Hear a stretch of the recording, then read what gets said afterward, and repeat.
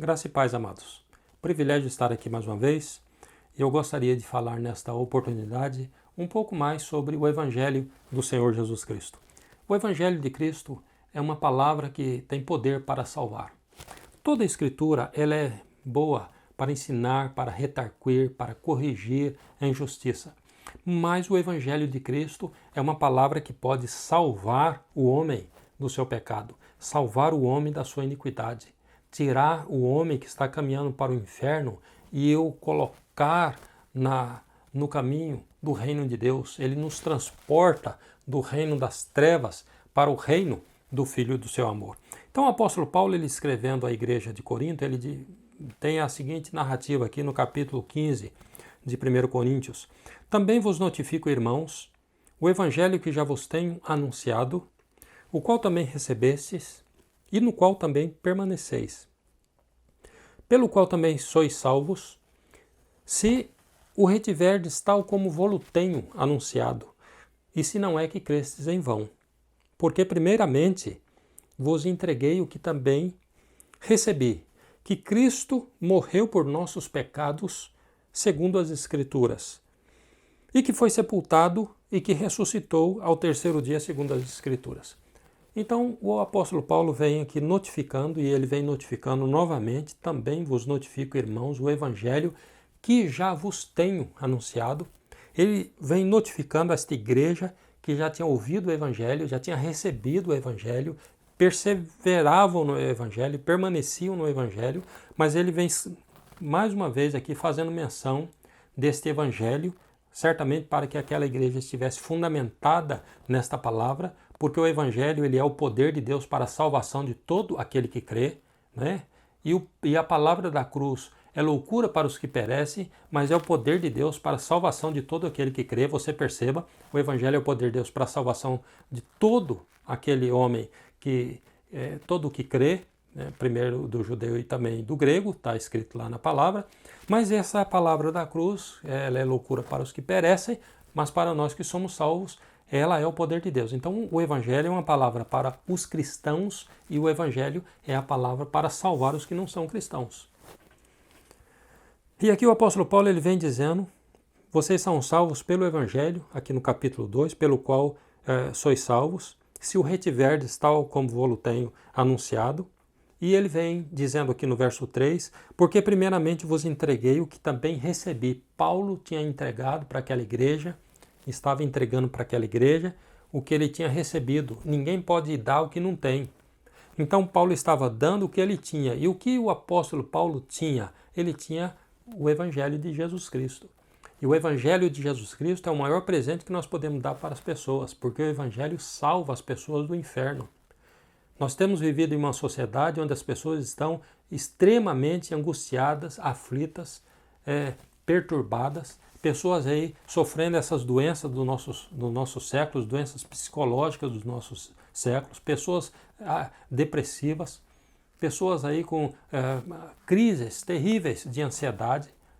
Essas crises têm adoecido as pessoas fisicamente por conta de não crer na palavra de Deus, por conta de não descansar o seu coração nesta esperança que a palavra de Deus estabelece. E aqui nós temos o apóstolo Paulo anunciando a esta igreja o evangelho de Cristo, e ele aqui estabelece os 3 pilares fundamentais do evangelho de Cristo: a morte, o sepultamento e a ressurreição de Jesus Cristo. Essa tríade aqui: morte, sepultamento e a ressurreição de Jesus Cristo. Porque havia uma humanidade pecadora, transgressora, apartada do Senhor. E eu quero dizer aqui para os irmãos que o indivíduo ele é pecador não porque ele peca, ele é pecador porque ele possui uma natureza de pecado. Ele comete as suas transgressões, ele peca porque ele tem uma natureza que o inclina para o pecado. Esse é o grande problema da humanidade. O Senhor Jesus Cristo, quando vem, ele não vem simplesmente para resolver problemas de pecados pontuais, como, por exemplo, adultério. O indivíduo que tem uma ira exacerbada no seu coração, um indivíduo que ele rouba, um indivíduo que ele xinga, ele não vem simplesmente para destruir um fruto de pecado aqui, outro fruto ali, outro fruto ali. O Senhor Jesus Cristo ele vem para tirar uma natureza perversa do ser humano. Eu quero ler um texto aqui para os meus amados irmãos, onde nós verificamos aqui esse texto bendito, é aqui mesmo no livro de Romanos, no capítulo 5 e o verso 12. Olha só essa palavra. Pelo que, como por um homem entrou o pecado no mundo, e pelo pecado a morte. Assim também a morte passou a todos os homens, por isso que todos pecaram. Você perceba aqui nesse texto da palavra do Senhor que o pecado ele entrou no mundo por um só homem. Quem era esse homem? Adão. Quando Adão pecou, o pecado entrou no mundo, o pecado entrou na raça humana. E a Bíblia fala que o pecado ele passou a todos os homens. E aí está escrito, por isso que todos pecaram. Por que todos pecaram? E por que o apóstolo Paulo escreve que todos pecaram e estão destituídos da glória de Deus, estão destituídos da graça de Deus? O verso de Romanos, capítulo 3 de Romanos, versículo 23, ele vem dizendo, porque todos pecaram e destituídos estão da glória de Deus. Todos pecaram e destituídos estão da glória de Deus. Por que todos pecaram? Todos pecaram porque Adão pecou. E quando Adão pecou e se fez participante desta natureza perversa, iníqua e transgressora, quando ele gera o seu filho, ele gera um filho à sua imagem conforme a sua semelhança. Como é que era a imagem de Adão? Era uma semelhança de um homem caído, um homem pecador, um homem transgressor. E desde então, nós temos gerado nossos filhos a esta imagem de um homem pecador, um homem caído, um homem transgressor. Hoje as crianças já nascem com o coração inclinado para a desobediência. Hoje nós estamos vivenciando mais do que nunca, uma juventude rebelde, que se desvia por caminhos, não obedece pai, não obedece mãe, não obedece autoridade. Tem esse termo aí, que a juventude é rebelde. A rebeldia ela não é de Deus. A rebeldia ela é um produto da obra que foi plantada no coração do ser humano lá no Jardim do Éden. É do diabo. Um indivíduo que ele é rebelde, a rebelião, né? E o Senhor Jesus Cristo veio, então, para que esse problema fosse resolvido. Então o homem ele tem uma natureza perversa, uma natureza iníqua e uma natureza transgressora, conforme está estabelecido na palavra. Então todos pecaram e todos estão destituídos da glória de Deus, né? E aqui no verso 5,14 está escrito, então, porque o pecado entrou no mundo por um homem, ou pelo um homem entrou o pecado no mundo e pelo pecado a morte. Assim também a morte passou a todos os homens, por isso que todos pecaram. Então, o pecado entrou por Adão, passou a todos os homens, e pelo pecado entrou a morte, e a morte passou a todos os homens, por isso que todos morrem. A morte é uma consequência do pecado. É uma consequência do pecado. O livro de Romanos, no capítulo 6, o verso de número 23, nós encontramos a seguinte palavra. Porque o salário do pecado é a morte, mas o dom gratuito de Deus é a vida eterna por Cristo Jesus, nosso Senhor. Então, o salário do pecado é a morte, é como se fosse o pagamento. O pagamento do pecador é o quê? É a morte. O pecador, quem pecou, deveria receber esse salário. E como a Bíblia diz que todos pecaram e estão destituídos da glória de Deus, todos precisavam morrer ou todos estavam debaixo desta maldição da morte. E Jesus Cristo veio para resolver esse problema. Jesus Cristo veio para quebrar esta maldição do pecado, esta maldição da iniquidade do coração do ser humano, essa maldição da rebeldia no coração do homem. E aqui a palavra do Senhor vem dizendo que o dom gratuito de Deus é a vida eterna, por Cristo Jesus, nosso Senhor. Eu quero pontuar aqui, grifar esta palavra, dom gratuito de Deus. Porque a salvação ela é de graça e é pela graça. Não existe preço para comprar a salvação. Não existe pagamento que nós podemos fazer para que nós possamos ser salvos. A salvação é pela graça do Senhor Jesus Cristo. Pela graça sois salvos, por meio da fé, e isso não vem de vós, é dom de Deus. Não vem das obras, para que ninguém se glorie. Não é por obras. Eu fiz isso, eu fiz aquilo, eu realizei muitas obras nesse mundo, então eu vou ser salvo. Não, Senhor. Ninguém vai ser salvo por fazer obra. As pessoas vão ser salvos por crer no Senhor Jesus Cristo. Não existe outro nome dado capaz de salvar o homem do seu pecado. Só o nome do Senhor Jesus Cristo. Nós temos muitas religiões no planeta. E eu posso dizer para os irmãos aqui que todas as religiões ela têm uma boa intenção de fazer um homem melhor. Né? Todas as religiões algumas religiões têm a intenção de tornar o homem rico, outras religiões têm a intenção de tornar o homem mais calmo, outras religiões têm a intenção de tornar o homem melhores cidadãos. Cada religião tem aí uma proposta, mas o cristianismo, a proposta do cristianismo é a salvação da nossa alma por intermédio de Jesus Cristo. Cristo morreu naquela cruz, Cristo foi sepultado e Cristo ressuscitou. Esta é a obra bendita que o Senhor Deus fez na pessoa de Jesus Cristo para nos salvar. O Evangelho, ele se resume nessas 3 palavras. Por isso que a Bíblia diz, o texto mais conhecido das Escrituras, diz que Deus amou o mundo de tal maneira que deu o seu único Filho, para que todo aquele que nele crê não pereça, mas tenha vida eterna. Esse amor de Deus, ele não providenciou outra coisa, senão a vinda do Senhor Jesus Cristo para morrer pelo que estava condenado à morte. Olha que coisa maravilhosa. Você e eu estávamos condenados à morte, mas Jesus Cristo veio para nos resgatar e morreu no nosso lugar. Ele pagou o preço no nosso lugar. Mas esta ideia que eu quero caminhar um pouquinho ainda aqui com os irmãos, nós vamos tornar, obviamente, nesse assunto. Quando o Senhor Jesus Cristo veio, então, para morrer naquela cruz, para que, através da morte dele, nós fôssemos salvos, a obra do Evangelho ela é mais profunda do que simplesmente Cristo ter me substituído naquela cruz. A palavra do Senhor ela vai mais além. Cristo nos incluiu na sua morte. Quando Cristo morreu na cruz, ele me identificou na sua morte, porque o pecador era eu e não ele. Quem deveria morrer era eu. E a alma que pecar, esta morrerá. Esta deve morrer.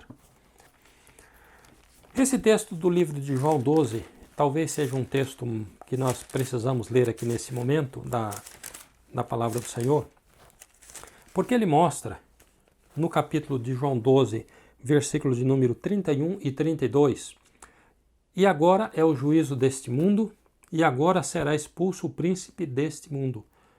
E eu, quando for levantado da terra, todos atrairei a mim.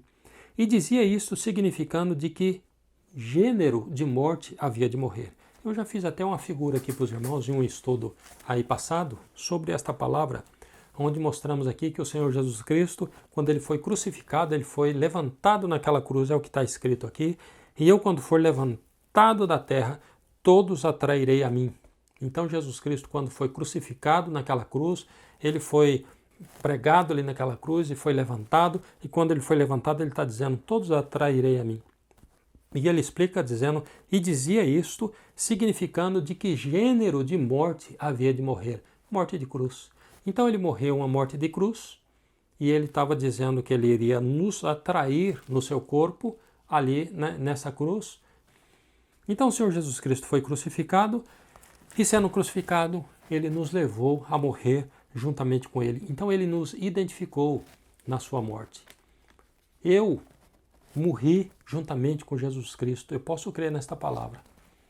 Nós podemos crer que o velho homem, o apóstolo Paulo escreveu isso, sabendo isto, que o nosso velho homem foi com ele crucificado para que o corpo do pecado seja desfeito.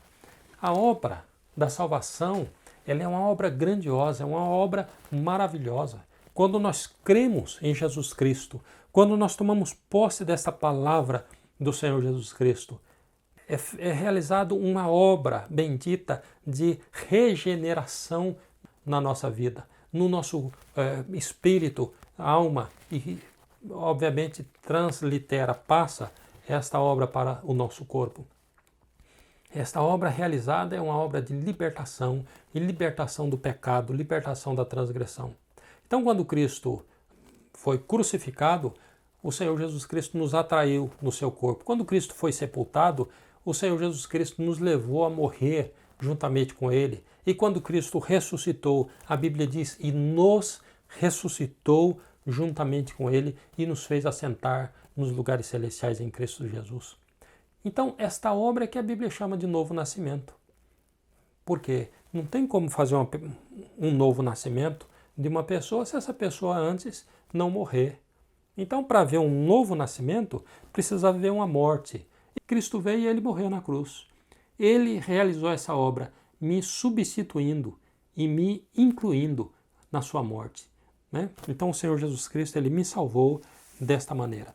Ele realizou uma obra bendita de morte, sepultamento e ressurreição. Por isso que o apóstolo Paulo diz lá naquele texto que nós lemos, vos notifico, irmãos, o evangelho que também já vos tenho anunciado. E aí ele anuncia esse evangelho que é a morte, o sepultamento e a ressurreição do Senhor Jesus Cristo. Que Deus abençoe os amados, porque esta obra é uma obra que ela salva, é uma obra que regenera, é uma obra que nos dá uma nova visão do reino de Deus, né? É uma obra que verdadeiramente transforma a nossa vida e nos torna homens e mulheres participantes do reino de Deus. Porque o Senhor realizou esta obra e esta obra de salvação e de salvação eterna. A gente vai voltar a falar aqui desse assunto, tratar das consequências desse novo nascimento. Nós vamos verificar aqui que uma pessoa que ela é regenerada pelo poder de Deus, ela é nascida de novo, né? Ela passou por esse processo do novo nascimento, ela é uma pessoa onde ela vai refletir com intensidade a vida do Senhor Jesus Cristo. Ela vai mudar de vida radicalmente, não vai continuar vivendo a mesma vida que vivia, muitas vezes uma vida pecadora, transgressora, iníqua. Não, Jesus Cristo não é um amuleto, Jesus Cristo ele não é um patuá que as pessoas vão adquirir para que ele possa livrar ele em um momento ou outro, para que ele possa abençoar ele financeiramente, nisso ou naquilo, para que ele possa livrar disso ou daquilo. Não, o Senhor Jesus Cristo é o nosso Salvador, é o nosso Senhor, é o que realizou uma obra e uma obra de regeneração absoluta, onde o homem que crê nesta obra realizada ali naquela cruz, ele entra nesse processo, e se converte ao Senhor e sai do outro lado um novo homem, uma nova criatura, uma pessoa agora que pode ter o caráter de Deus. Ele é um homem que vai viver segundo a direção do Senhor. É uma pessoa agora que não vai mais estar inclinada para a morte, mas vai estar inclinada para a vida. É uma pessoa agora que vai ter discernimento da iniquidade, do pecado, e ele vai chegar diante de situações e vai olhar e dizer, o meu Senhor não quer que eu faça isso, essa situação aqui é errada. E agora ele vai ter capacidade para optar pelas coisas que agradam ao Senhor. Né? Então, nós vamos verificar aqui que o homem regenerado, ele é um homem verdadeiramente que manifesta aqui nesse mundo a glória do Senhor, manifesta a palavra do Senhor em nome do Senhor Jesus Cristo. Amém? Então, que Deus abençoe os amados, que Deus sustenta os amados e que você, meus queridos, você, meu querido, possa crer na palavra de Deus, possa tomar posse da palavra de Deus para que você seja verdadeiramente abençoado, verdadeiramente abençoado. Amém? Não seja um homem que espere em Cristo só nessa vida, não busque o cristianismo só para ter bens aqui nesse mundo, mas busque o cristianismo para ter Cristo Jesus na sua vida. E Cristo Jesus na sua vida, ele vai estabelecer o reino de Deus. E o reino de Deus é justiça, paz e alegria. Então, independente do que nós tivermos aqui nessa vida, nós vamos ter uma vida de contentamento, porque Cristo Jesus agora é a nossa vida. Que Deus abençoe, que Deus sustente e que Deus prevaleça na sua vida em nome do Senhor Jesus Cristo. Amém.